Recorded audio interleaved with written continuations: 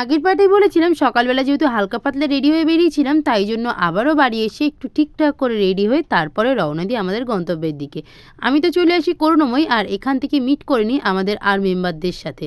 বইমেলার মাঠ দেখতে দেখতে এইদিকে আমাদের চলে আসে মেট্রো, আর আমরা মেট্রো ধরে রওনা দিই একেবারে সোজা শিয়ালদার দিকে। শিয়ালদায় নামার পরেই দেখি এত ভিড়, তারপরে যথারীতি ভিড় ঠেলে টিকিট কেটে আমরা উঠে পড়ি একেবারে ট্রেনে ওঠার পর কিছুক্ষণই জেগেছিলাম, তারপরে পুরো জার্নিটাই ঘুমিয়ে কাটিয়েছি। কি হয়েছে কিছুই জানি না। অবশেষে নামার আগে হাতে চলে আসে একটু খাবার, খেয়ে নেমে পড়ি কাঁচরাপাড়া স্টেশন। সেখান থেকে এবার অটো করে রওনা দিই আমরা আমাদের আসল গন্তব্যে। আর যাওয়ার সময় বেশ অনেকগুলো সুন্দর সুন্দর ঠাকুর দেখেছিলাম। অবশেষে আমরা আমাদের গন্তব্যে চলে আসি কাঁচরাপাড়ার ফুচিয়া গ্রাম। এটা হয়তো অনেকেই শুনেছে। আসার পরেই দেখতে পাই সুন্দর দুটো মন্দির, আর পাশেই ছিল এত বড় একটা নদী আর শান্ত একটা ঘাট, যেখানে সবাই বসে গল্প করছিল। আর সাথে সাথে চাটাও চলে আসে। একটু নদীর পাড়ে চা হবে না, এটা কি হয়? তারপরে রওনা দিলাম একটু নদীর ধারে।